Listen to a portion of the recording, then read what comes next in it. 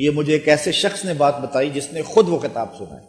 ایک بزرگ تھے، انہوں نے وہ کہا میں خود وہاں موجود تھا، خطاب کر رہے تھے، تو ایک ہندو نے کہا، جو صحافی تھا، اس نے کہا کہ آپ کیا دو قومی نظریے کی بات کر رہے ہیں، ہندوستان کے لوگوں کو تقسیم کر رہے ہیں۔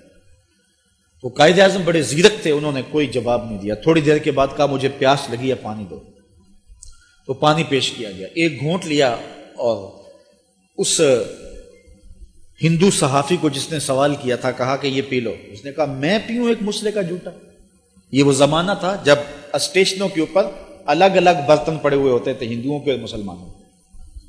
تو ہندو جو ہے وہ اپنے آپ کو پوتر سمجھتے تھے اور مسلمانوں کو جو ہے وہ ہیٹ سمجھتے، اور ان کا جوٹا نہیں پیتے تھے۔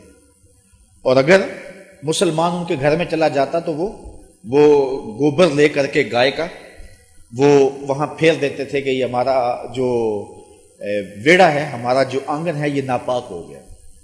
تو اس نے کہا میں ایک مسلے کا جوٹا پیوں؟ اسی مجلس کے اندر ایک اجتماع عام تھا، بمبئی ایک انٹرنیشنل شہر تھا، تو ایک ترکی بھی بیٹھا ہوا تھا، ترکی ٹوپی پہنے، وہ بھی موج میلہ دیکھنے آیا تھا، جلسہ دیکھنے آیا تھا۔ تو قائد اعظم نے اس کو کہا یہ پانی پی لو، وہ اٹھا اور گھٹا گھٹ پی لیا۔ تو قائد اعظم نے کہا بتا زندگی اگر میں مل کے گزارنا چاہوں تو تیرے ساتھ گزرے گی یا اس کے ساتھ گزرے گی؟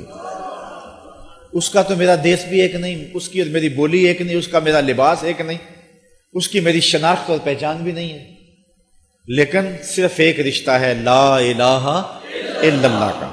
اس لیے میں اس کے ساتھ اکٹھا رہ بھی سکتا ہوں، زندگی گزار بھی سکتے ہیں، اکٹھے کھا بھی سکتے ہیں، اکٹھے سو بھی سکتے ہیں، اکٹھے گھر میں رہ بھی سکتے ہیں، اور تیرے ساتھ نہ میں اکٹھے گھر میں رہ سکوں، نہ کھا سکوں، نہ پی سکوں، تو یہ مجھے سوچنا ہے کہ میں نے زندگی تیرے ساتھ گزارنی ہے یا اس کے ساتھ گزارنی ہے۔ تو قومیت کی اساس وطن کی مٹی سے نہیں، قومیت کی اساس محمد عربی کی غلامی سے ہے۔ یہ وہ بنیادی نقطہ ہے جس نقطے کو سمجھنے سے دو قومی نظریے کو سمجھا جا سکتا ہے۔